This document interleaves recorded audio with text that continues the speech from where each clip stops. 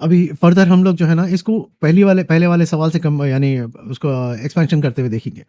پہلے والے سوال میں کیا تھا کہ انڈیویجولی ہر ایک اگر عربی زبان سمجھ گیا تو اپنے مرضی کے مطابق جو ہے نا وہ اس کا مطلب نکالنا شروع کرتا. لوگوں جو ہے نا اس سے گمراہ ہونے کے چانسز زیادہ ہیں. پتہ نہیں یہ کس طرح کا کانسیپٹ ہے, میرے سمجھ میں نہیں آ رہا ہے. اب دوسری بات کیا ہے بلکہ بولے تو اگر یہی بات اگر حقیقت میں اگر یہ بات سچ ہے تو جو عربی زبان بات کرنے والے ہیں, جو نیٹو عربک سپیکرز ہیں, تو پھر وہ لوگ کے ساتھ میں یہ مسئلے کیوں نہیں ٹھہر رہے ہیں؟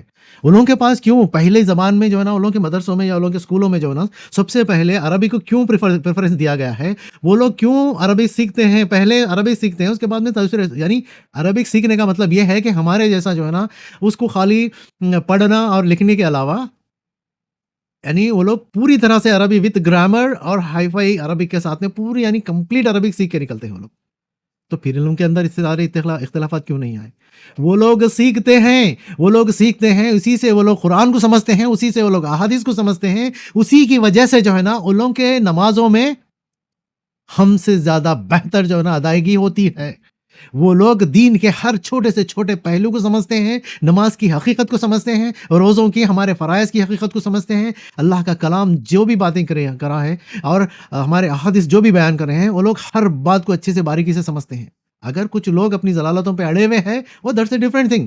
وہ انسانی یعنی فطرت ہے جو گناہوں میں مبتلا ہو سکتی ہے, وہ شیطان کے وسوسے میں آ سکتی ہے, لیکن بظاہری طور پہ وہ لوگ اپنے زندگی میں ان لوگ جو جس زبان کو سمجھنا ہے وہ لوگ سمجھ رہے نہیں سمجھ رہے. پھر ان لوگوں کے اندر اتنے سارے اختلافات کیوں نہیں آتے؟ بھائی ایک زبان کو زبان کی طرح سے سمجھو, اس کے پرفیکشن لیول کو پہنچ جاؤ, پھر اس کے بعد میں آپ جو ادائیگی اللہ کے ذات کے سامنے ٹھہر کے ہم جو کر رہے ہیں, جو تسلیم کر رہے ہیں, اس کی ادائیگی پراپر ہو گئے تو ہمارے لیے کافی ہے.